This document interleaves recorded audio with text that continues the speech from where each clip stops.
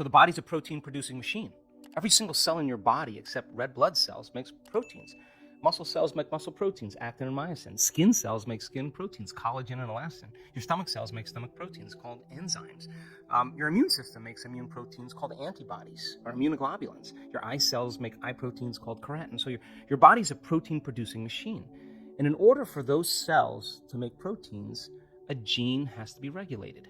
So then they used to say genes create disease. Lie. It's an absolute lie. There's a very small percentage, about 5 to 1% of the people on the planet are born with a true genetic condition like type 1 diabetes. The other 95 to 99% is created from lifestyle or behaviors. The two identical twins sharing the same genome. One dies at 52, the other one dies at 88. Well, what happened there? It was the reaction to the environment that caused their genes to be switched on or upregulated to make a healthy protein or downregulated to make a cheaper protein. And it turns out that when you're living in stress and living in survival, you're living in emergency mode, and that's not a time for growth and repair. That's a time to mobilize all the body's energy, all its resources from some endangered situation, real or imagined, in their life. So if you're living in emergency mode for an extended period of time, and you keep signaling that gene, well, my goodness, it makes sense then that over time, the gene's going to begin to wear out. Just like taking a copy of a copy of a copy of a copy. Sooner or later, you're going to start making a cheaper protein. So the expression of proteins literally is the expression of life.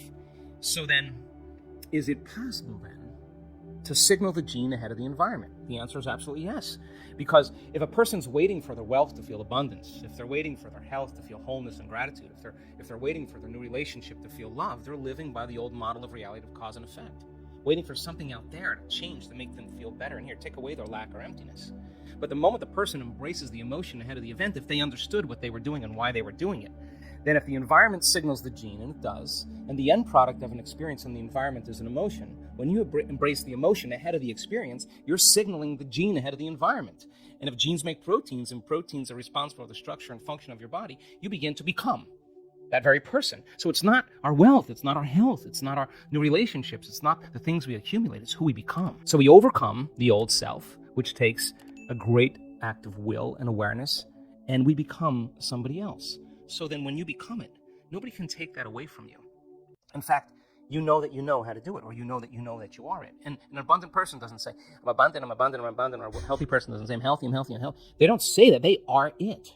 So then most people have just been fooled by their senses because their 5% of their conscious mind is holding the intent, but their body is habituated into a predictable future or emotionally conditioned into the past. And they're saying, I'm healthy, or I'm happy, and the body's going, you're miserable, you're unhappy. That thought can't even make it past the brainstem to the body. So then teaching people how to self-regulate, they have no idea when they started changing their emotional states, the amount of biological and energetic changes that take place within them and all around them. So then develop that skill and get really good at this.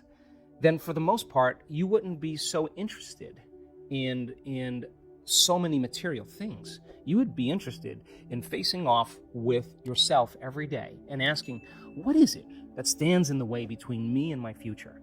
What is it that stands in the way between me and my connection to the quantum field? I think that's the real question. Body and the nervous system is manufacturing an endogenous group of pharmaceuticals in the body, innately in the body, that works way better than any drug. Data says is like, okay, you do a drug study, it's about 18 to 25% causality, cause and effect. That's not bad. Our data is 75% cause and effect. It works 4 times better than any drug. And yet it's within us. And I keep saying to the scientists, where are all those chemicals coming from? The person's not taking anything. They're sitting there with their eyes closed. It's the frequency when there's a coherent brain and a coherent heart. The nervous system can actually tune and read that frequency. And what is it reading? It's reading information. So energy is informing matter, and what we're capturing in the blood, in the cell, in the gene, in the brain, is somehow information that is a result of their interaction with frequency and energy. Practice feeling gratitude, as an example. Yes. And the person says, well, I can't feel gratitude. And I say, absolutely you can, because you don't practice feeling it. You practice spending most of your time feeling hatred and frustration. So now it's going to take a little time to cause that heart of you to bloom, or your heart of yours to bloom. Once they're able to feel even the smallest measure of gratitude, where they start feeling appreciation, thankfulness. Gratitude, it's emotional signature. When you get something, when you're receiving something, when something has happened to you, or when something is happening to you, you say thank you because you're receiving something. So the emotional signature of gratitude means the event has already happened or it's happening to you. So the moment you open your heart and you feel gratitude, well, that emotion then is telling the body that the experience has already occurred. And the thought then can make it into the body because it's consistent with the thought. So now you're beginning to program the autonomic nervous system into a very specific destiny. You got to maintain that modified state of mind and body your entire day, independent of the conditions in your outer environment, independent of your body's cravings of those emotions and habituations, and independent from time. And if you can, get ready, because something weird or unusual, some synchronicity, some coincidence, some opportunity is going to land in your lap, and you didn't have to go and get it. Yes. It came to you. Now you're the vortex of creation. So if you say to me, well, I was feeling gratitude, but then there was traffic, or my coworker sent me a nasty email, then I would say, oh my God, you mean you're allowing your environment, your outer environment, to control how you feel and think? You're back to the unconscious program that you're the victim to your life. You got it. But when you start producing those outcomes in your life, you're going to pay attention to what you did inside of you, and you're going to believe more that you're the creator of your life and less of the victim. Most people, number one, they get up in the morning, and the first thing they do is they think about the problems in their life. And those problems are memories from the past. So the moment they think about the problems, they're thinking in the past, right? Every one of those problems has an emotion attached to them, so they start feeling unhappy or unworthy or whatever. And how you think and how you feel is your state of being. So most people's entire state of being is in the past when they start the day. So if they're in the familiar past, they're going to live in a predictable future, right? So they get up and they check their cell phone, they check their text, their WhatsApp, their Facebook, they post something on Facebook, they tweet, they Twitter, they check the news, then they go to the bathroom, get a cup of coffee, take a shower, get dressed, check more emails, drive to work the same way, do the same thing. So they're in a program. They've actually lost their free will to the program. Wow. So if you start your day, and you start your day with this simple question, what is the greatest ideal of myself that I can be today? You ask yourself that question. Now listen, your body's going to go like, well, we got to get a cup of coffee.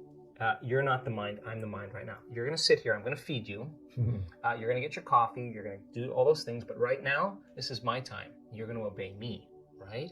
So now the body's no longer the mind. You're the mind. And so when it wants to get up and you become aware of it and return back to the present moment, every time you do, that's a victory.